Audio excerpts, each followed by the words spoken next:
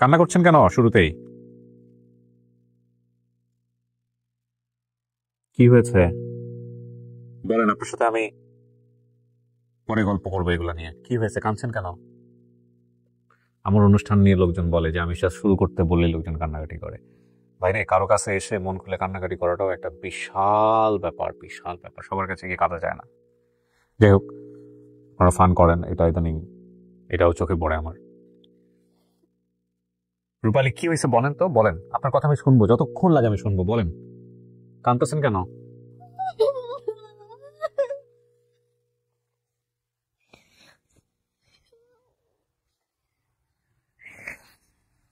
কি হয়েছে বলেন, বলেন না শুনি।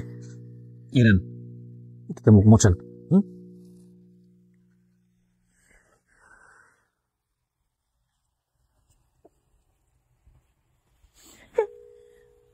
সময় নেন, কোনো সমস্যা নাই। হ্যাঁ,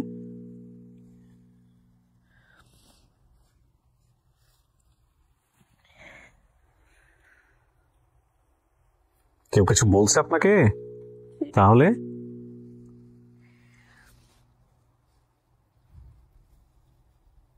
খারাপ লাগতেছে ফ্যামিলির জন্য? আপনি কি মাঝে মাঝে কান্নাকাটি করেন এরকম? কত বছর হলে হারাইছেন?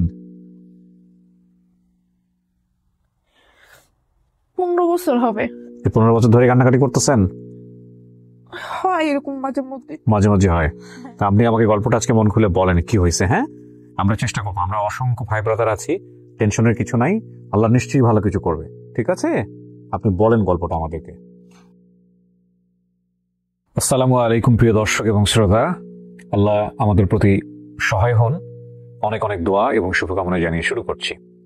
যারা এই অনুষ্ঠানটি দেখছেন তারা নিশ্চয়ই জানেন, studio of creative arts limited, আমরা সংক্ষিপ্ত রূপে বলি SOCA বা সকা, তার সামাজিক যোগাযোগ মাধ্যমের জন্য নির্মিত অনুষ্ঠান আপন ঠিকানা এটি। এই অনুষ্ঠানে এসে পরিবার খুঁজতে চাইলে দয়া করে আমাদেরকে ফোন করবেন। আমাদের ফোন নাম্বার হচ্ছে 09639887777। এছাড়া যদি আপনি আমাদেরকে অন্যান্য অনুষ্ঠানে অংশগ্রহণ করতে চান, এই নম্বরে ফোন করলেই হবে। পাশাপাশি আমাদের একটি মেইল অ্যাড্রেস আছে, sharemystory24@gmail.com। আজকে যে বোনটি এখানে পরিবার খুঁজতে এসছে তার গল্পটা আমরা শুনবো এবং আমরা চেষ্টা করবো তাকে তার পরিবারের কাছে ফেরাতে। কি নাম আপনার? রূপালী। রূপালী, লজ্জা পাওয়ার কিছু নাই, ভয় পাওয়ার কিছু নাই, মন খুলে গল্প করতে হবে। ঠিক আছে। রূপালীর বর্তমান বয়স কত হতে পারে আনুমানিক? আপনি দিয়েছেন 25 বছর, না? 25 বছর। আপনার নাম রূপালী, আপনার বাবার নাম কি ছিল? রুহুল আমিন। রুহুল আমিন। মায়ের নাম? আয়েশা বেগম। আয়েশা বেগম। দাদার নাম? দাদুর নাম আম্বিয়া খাতুন ছিল, আর দাদার নাম হচ্ছে জাহাঙ্গীর আলম। জাহাঙ্গীর আলম। আপনার ছোট বোনের নাম? সোনালী। সোনালী। আপনার সৎ ভাই ছিল দুজন, না? জি। নামগুলো বলেন। রাকিব সাকিব। রাকিব সাকিব। আপনার ফুফাতো বোনের নাম, ভাই বোনের নাম? ফুফাতো ভাই বোনের নাম হচ্ছে বৃষ্টি, বিজলি, মানে ওর নাম দুইটা নাম, বৃষ্টি এবং বিজলি। হ্যাঁ। আর রাকিব সাকিব। রাকিব সাকিব এটা হচ্ছে আমার সৎ ভাইয়ের নাম। মোশাররফ রবিউল হচ্ছে মোশাররফ রবিউল হচ্ছে আমার ফুফাতো ভাই বোনের নাম। আপনার ঠিকানা বলছেন আপনি চট্টগ্রাম রেল স্টেশনের আশেপাশে? হ্যাঁ, আশেপাশে হবে। আচ্ছা। আপনার দাদুর পরিচিত এক মহিলার নাম আমেনা, এই হচ্ছে আপনার তথ্য, তাই না? হ্যাঁ। এবার আপনি আমাকে গল্পটা বলেন, কি হয়েছে একদম প্রথম থেকে। আমি যখন ছোট ছিলাম তখন আমার মা বাবার মধ্যে একটু ঝামেলা হতো। তো এই ঝামেলার মাঝখানে এরকম প্রায় মাঝে মধ্যে এরকম একটু ঝামেলা হয়ে থাকতো। ঘটনাটা কি ঘটছে? ঘটনা হচ্ছে আমার বাবা সেরকম ভালো ছিল না, আর কিছু হইলে আম্মুকে মারধর করতো, মানে যেরকম আমার বিষয়টা এখন। আপনার বিষয় মানে আপনিও সাংসারিক ভাবে এরকম ঘটনার মুখোমুখি হচ্ছেন? হ্যাঁ। মানে আপনার হারানোর ঘটনাটা কি, একটু যদি আমাকে একটু বিস্তারিত বলতেন। হারানো, আমি একটা বাসায় কাজ করতাম। এটা কি পরিবার থেকেই দিয়েছিল আপনাকে? পরিবার থেকেই দিয়েছিল কাজটা। তো মানে খাওয়া দাওয়ার অনেক অভাব ছিল, এটা গরিবদের মধ্যে প্রায় মানে মেয়েদেরকে কাজে দেওয়া হয়। হ্যাঁ, খাওয়ার অভাব থাকলে ছেলেদেরকে রেখে মেয়েদেরকে দেওয়া হয়। এর কারণটা হচ্ছে পরিবেশে রাখতে চায় সব মা বাবারাই। মা বাবা তো নেই, তাই দাদা দাদিরাই। মা বাবা ছিল না আপনার? জি না। কেন? মানে মা বাবা আপনাকে দাদুদের কাছে দিয়েছে? দিয়ে মা হয়ে গেছে। ও আচ্ছা, অবেজেটির কারণে তারা আলাদা মানে কি ডিভোর্স হয়ে গেছে? তাহলে মা নেয় নাই? সেটা আমি সঠিক জানেন না। মা নাই, বেসিক্যালি বাবার পরিবারে আপনি আছেন দাদা এবং দাদির কাছে। জি। তারপর ওখান থেকে আপনাকে কাজে দিয়েছে? হ্যাঁ, আমার দাদু আমাকে কাজে দিছে। তারপরে ওইখান থেকে আমি মানে এরকম নানান জায়গায় আমাকে কাজে দেওয়া হয়েছে। তো প্রায় প্রায় মাঝে মধ্যে বাসায় আসতাম, এসে কয়েকদিন থেকে চলে যেতাম। সপ্তাহখানিক হতো না, 2-1 দিন এসে বাসায়, তারপরে আবার চলে যেতাম।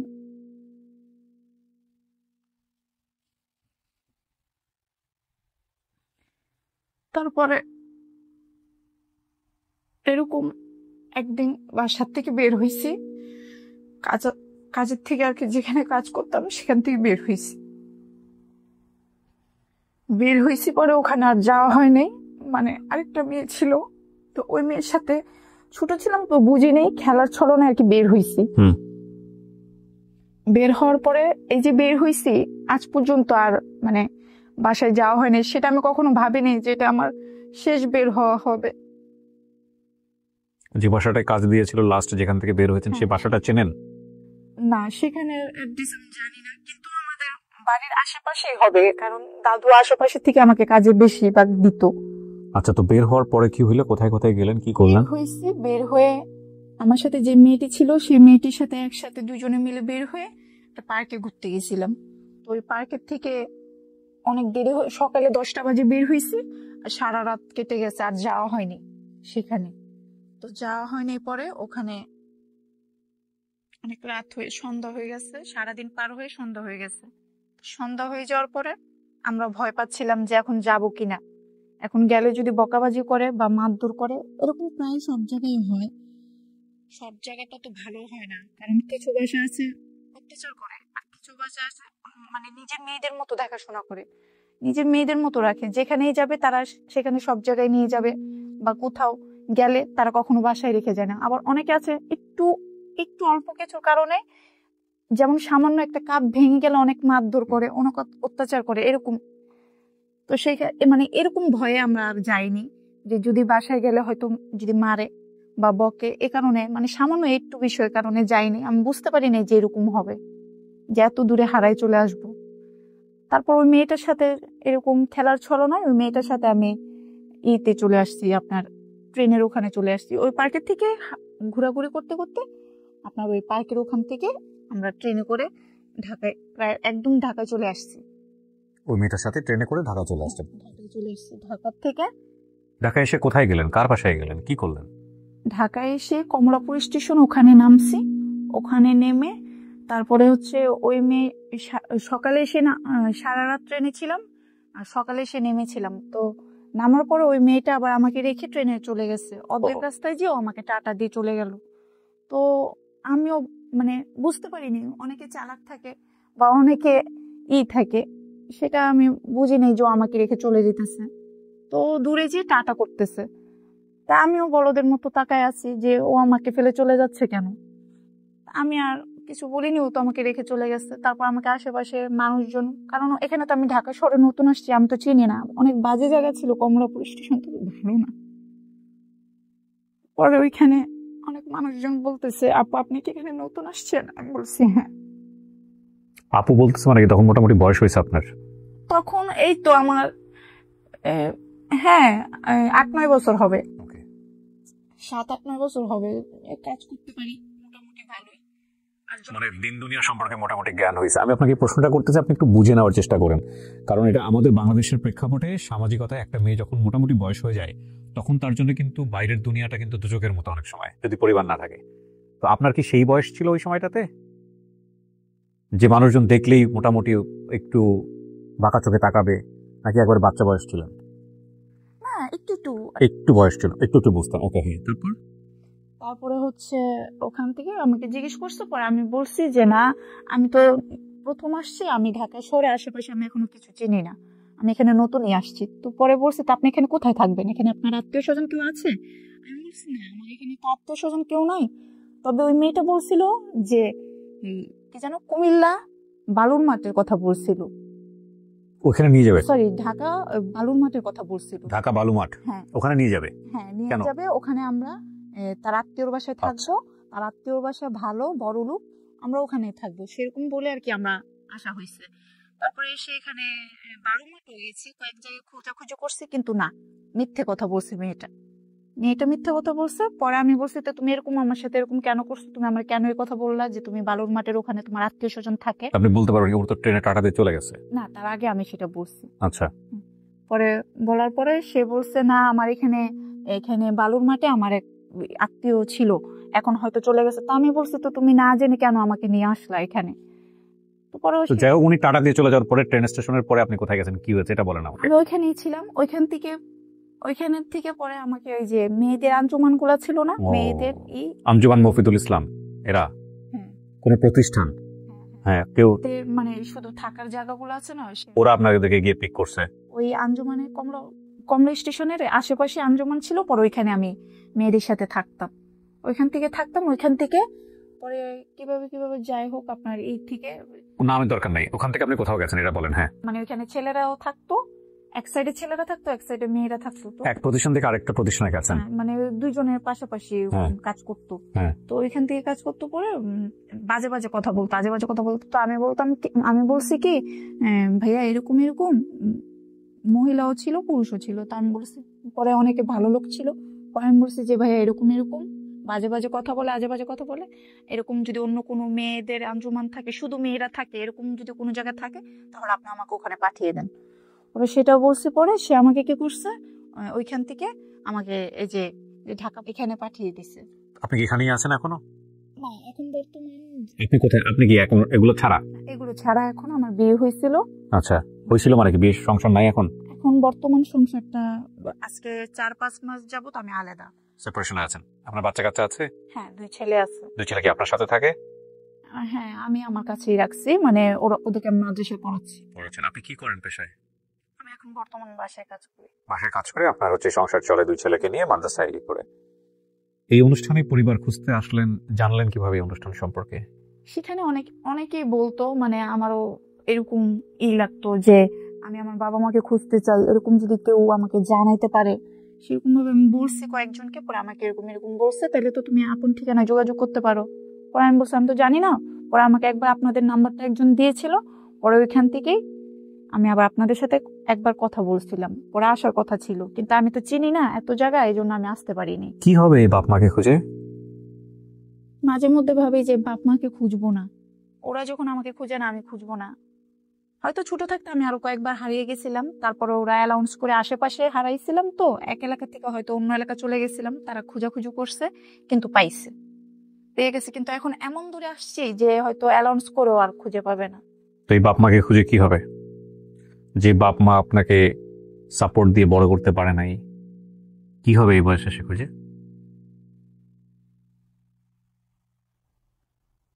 খারাপ লাগে ওদের জন্য? তা তো লাগে।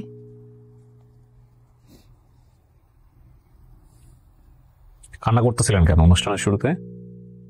মানে অনেক কষ্ট লাগছিল, তো এই জন্য। কেন কষ্ট লাগতেছে? কষ্টও লাগতেছে, আবার খুশিও লাগতেছে। মানে এরকম একটা জায়গায় এসে আমি আমার বাবা মার ঠিকানাগুলো বলতে পারতেছি। আপনার জীবনে এমন কোনো মানুষ আছে যার সাথে আপনি মন খুলে কথা বলতে পারেন? সেরকম কেউ নাই, কিন্তু ভাবছিলাম হয়তো হাজবেন্ড যদি থাকে। কিন্তু ওই আশায় তো আমি ছিলাম যে আমি আমার হাজবেন্ডকে নিয়ে আমি আমার ওই চিটাগাং যাব, যে আমি ওইখানে খুঁজাখুঁজি করব। মানে একজন সাথে যদি কেউ থাকে, তাহলে আমি আর কি একটু সাহসটা পেতাম যে আমি আমার বাবা মাকে খুঁজতে পারবো। কিন্তু একা একটা মহিলা মানুষ তো আমার সম্ভব না একা যাওয়াটা, কারণ সব জায়গায় এখন পরিস্থিতি ভালো না, এই জন্য। আর হচ্ছে এখন হাজবেন্ডই ভালো না, কাকে নিয়ে যাব?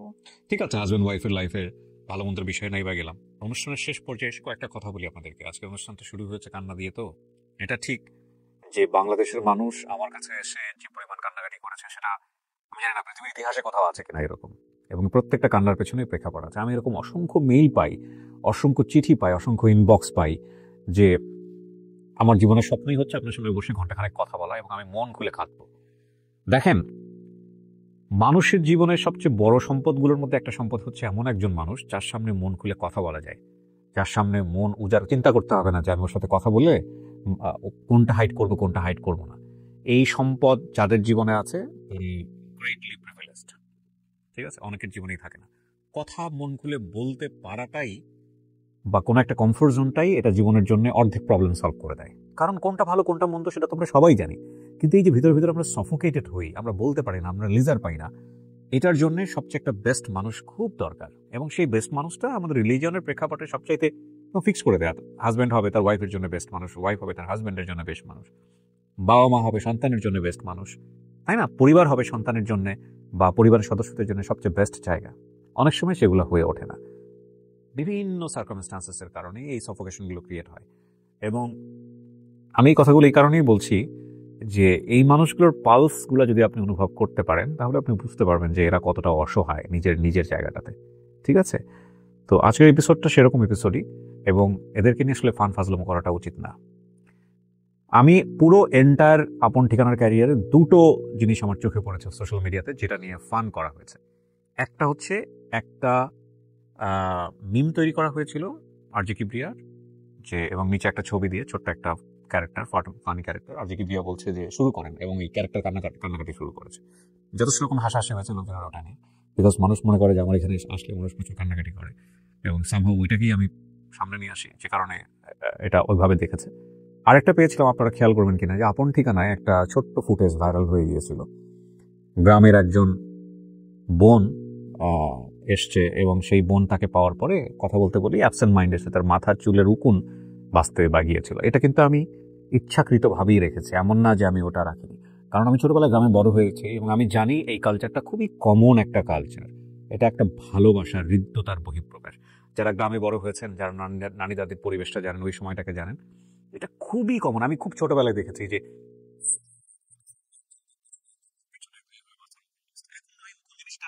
বা এই বিষয়গুলা মাথার যে এই যে ব্যাপারগুলা, এগুলা আধুনিক প্রযুক্তির যুগে এগুলো এখন অনেক বেশি মানে ইটস লাইক আনহেলদি ব্যাপার। হ্যাঁ, গ্রেট, কিন্তু এগুলো আমাদের সামাজিকতায়, আমাদের কৃষ্টি কালচারের একটা পার্ট, সৌহার্দ্যের পার্ট। এটা আমরা অস্বীকার করি কিভাবে? তো আমি যেহেতু ওই কালচারে সামহাউ আমার জীবনের একটা সময় কাটিয়েছি, সো আমি জানি, যে কারণে আমি পার্টটা রেখেছিলাম। কিন্তু এটা পরবর্তীতে ভাইরাল করে ফেলা হয়েছে, কারণ সামাজিক যোগাযোগের মাধ্যমে এটা খুব একটা চোখে পড়ে না এরকম দৃশ্য। সামহাউ ইট ইস, যারা শহরে বড় হয়েছে বা যারা ওই পরিবেশটা কখনো দেখেন, তাদের জন্য তো এটা প্রচন্ড আনহাইজেনিক একটা পার্ট, রাইট? তো আমি ওনাকে বসিয়ে রেখে কথাগুলা এ কারণেই বলছি যে এদেরকে অনুভব করতে হলে সামহাও এদের বড় হওয়াটাকে আপনার নিজের চোখে কিছু না কিছু দেখতে হবে পার্ট, আদারওয়াইজ আপনি এদের গল্প আপনাদেরকে টাচ করবে না। বাবা মা যেমনই হোক না কেন, বাবা মা আমাদের জীবনের জন্য গুরুত্বপূর্ণ, ঠিক আছে? আর তাওয়াক্কাল তো আল্লাহ, আপনার জীবনে যে কষ্টই থাকুক না কেন, আমরা দোয়া করি সেই কষ্ট থেকে আপনি বের হয়ে আসেন, সামনে নিশ্চয়ই অনেক ভালো হবে। ঠিক আছে, আপনি আর কিছু বলবেন? সব বলছেন, মন খুলে সব বলতে পারছেন? ঠিক আছে। সো প্রিয় দর্শক এবং শ্রোতা, আমরা আজকের মতো এখানেই শেষ করছি। রূপালী তার পরিবার ফিরে পাক এই প্রত্যাশায়। সালামু আলাইকুম।